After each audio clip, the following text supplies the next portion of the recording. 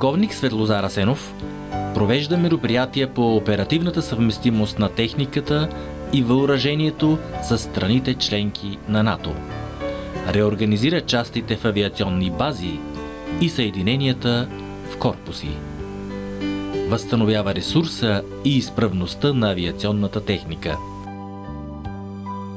След промените, политическите промени след 90-та година, имаше редица трудности, основно икономически и финансови, които се отразиха на цялостното състояние на авиацията.